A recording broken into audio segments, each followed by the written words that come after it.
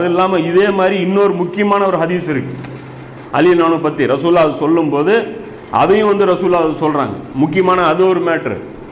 என்ன சொல்கிறாங்கன்னா, ஒரு சஹாபாக்களோடு அப்படியே ரசூல்லா நடந்து போகிறாங்க. நடந்து போகும்போது செருப்பு பிஞ்சிடுது. டக்குன்ட்டு ரசூல்லாவுடைய செருப்பு பிஞ்சிடுது. பக்கத்தில் அலி வந்துட்டு இருக்காங்க. அந்த செருப்பு தூக்கி கொடுத்துட்றாங்க. அந்த செருப்பு நீங்கள் கரெக்ட் பண்ணுங்க அப்படின்னு சொல்லிட்டு கொஞ்சம் முன்னாடி நடந்து போயிடுறாங்க. ரசூல்லா நடந்து போயிட்டு அங்கே நின்றுக்கிறாங்க.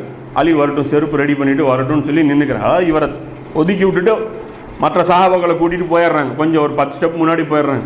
முன்னாடி போயிட்டு ரசூல்லா சொல்கிறாங்க, உங்களில் ஒரு பாக்கியசாலி ஒருத்தர் இப்போ என் கூட இருக்கார். உங்களில் ஒரு பாக்கியசாலி என் கூட இருக்கார். அவருக்கு என்ன பாக்கியம் கிடைக்கும் அப்படின்னா, அவர் குர்ஆனை விளங்க வைப்பதற்காக, குர்ஆனை புரிய வைப்பதற்காக முஸ்லிம்களுக்கு எதிராக வாள் ஏந்தி போர் செய்வார். குர்ஆனுடைய விளக்கத்தை கற்றுக் கொடுக்கறதுக்காக முஸ்லிம்களையே அவர் கொல்வார். அது ஒரு பாக்கியங்கிறாங்க.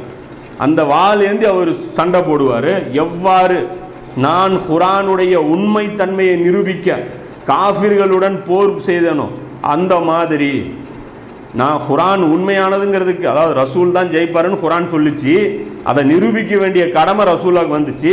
அதனால் ஜெயிச்சு ரசூலா காமிச்சாங்க. அதே மாதிரி குர்ஆனுக்கு இதுதான் மீனிங்குங்கிறது பிரச்சனை ஒன்று வரும். அது இதுதான் கரெக்டான மீனிங்ன்ட்டு அலி புரிய வைப்பார். அதுக்காக முஸ்லீம்களோட இவர் சண்டை போடுவார். அப்படின்னா அப்போ அந்த சண்டைகள் என்னன்னு நம்ம தெரிஞ்சுக்க வேண்டாமா? ஏன்னா அது குர்ஆனுடைய விளக்கங்கள்ல அதில் சம்மந்தப்பட்டிருக்கு. புரியுதுங்களா? தனி மனித விளக்கம் கூட, ஒரு கவர்மெண்ட்டுடைய பாலிசிஸ் அதில் அடங்கி இருக்கு. அப்போ அது எல்லாமே நமக்கு தெரிஞ்சுக்கணும். அப்படிங்கிறதுனால ரசூல் அலினுடைய வாழ்க்கையில் நடந்த 3 போர்கள் வேற எந்த நபித்தோழருடைய இதுக்கும் இவ்வளவு முன்னறிவிப்புகள் கிடையாது. அந்த 3 போருக்குமே அத்தனை முன்னறிவிப்பு இருக்கு. முன்னறிவிப்புகள் குவிஞ்சு கிடக்குது அலினுடைய அந்த 3 போர்களுக்குமே. அப்போ அது வந்து ரசூல்லா வந்து ஏற்படுத்திட்டு இது சொன்ன உடனே சஹாபாக்களுக்கு ஒரு மகிழ்ச்சி. ஏன்னா தன்னுடைய வேலையோட நபி ஸல்லல்லாஹு அலைஹி வஸல்லம் ஒப்பிடுறாங்க அப்படின்ன உடனே சஹாபாக்கள் ஆசைப்படுறாங்க. அபூபக்கர் இருக்கார் அந்த இடத்துல, உமரும் இருக்கிறார். அபூபக்கர் கேட்குறாங்க, அல்லாஹ்வுடைய தூதரே அந்த பாக்கியசாலி நானா அப்படிங்கிறாங்க. ரசூல்லா சொல்கிறாங்க, நீங்கள் இல்லை அப்படிங்கிறாங்க. அப்போ உமர் கேட்குறாங்க, அப்போ நானாட்டு இருக்குது அப்படிங்கிறாங்க. அப்போ உமர் சொல்கிறாங்க, இல்லை நீங்களும் இல்லை அப்படிங்கிறாங்க. அப்போ ரசூல்லா சொல்கிறாங்க, ஏதோ அந்த செருப்பு கரெக்ட் பண்ணிட்டு இருக்கிறான்ல அவன் அப்படிங்கிறாங்க. இது சொன்ன உடனே சஹாபாக்கள் ஓடுறாங்க. ஓடி போய் இந்த மாதிரி நற்செய்தி பெறுங்கள், அல்லாஹ்வுடைய தூதர் உங்களை பார்த்து இவ்வளோ பெரிய ஒரு வார்த்தையை சொல்லிட்டாங்க அப்படின்னோடனே அலியை பார்த்துட்டு இப்படி சிரிக்கிறார். அவ்வளோதான்.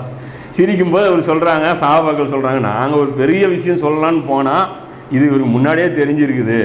அவர் பாட்டு கூலாக வந்து பார்த்து சிரிச்சிட்டு கம்முன்னு இருந்துட்டாரு அப்படின்னு சொல்லி சொல்கிறாங்க. இந்த ஹதீஸ் பார்த்தீங்கன்னா நசையில் குப்ரால அதில் பார்த்தீங்கன்னா 8457 ஹதீஸாக இருக்குது. முஸ்னத் அஹமதில் 11307, 11790, அப்புறம் ஹாக்கிமில் 4621. இதெல்லாம் சையான ஹதீஸு. இதுக்கு அதாவது அலியர் சம்பந்தப்பட்ட ஹதீஸ்கள் சொல்லும்போது மட்டும் ஒரு மைண்டில் வச்சுங்க. இதுக்கப்புறம் வர எல்லா ஹதீஸுமே முஹத்தீசீன்கள் ஆய்வு பண்ணி சரின்னு சொன்ன ஹதீஸ்களை தான் நான் சொல்லிட்டு இருக்கேன். முஹத்தீசீன்கள், அதாவது 2 முஹத்தீஸ் செக் பண்ணி அந்த ஹதீஸ் கரெக்டு அப்படின்னு சொல்லப்பட்ட அந்த ஹதீஸ், இன்னும் இல்லாமல் அந்த கிதாபிலேயே சரின்னு போட்டிருக்கோம். அது இல்லாமல் ரீசெக் செய்யப்பட்ட, டபுள் செக், ட்ரிபிள் செக் செய்யப்பட்ட ஹதீஸ்களை தான் நான் சொல்கிறேன். அலியில் சம்மந்தப்பட்ட விஷயங்களுக்கு மட்டும்தான் இந்த செக்கு. ஏன்னா அவரை வந்து இது ஆக்கியிருக்காங்களா, சர்ச்சை அப்படின்னு ஆக்கியிருக்காங்களா, இது ஒரு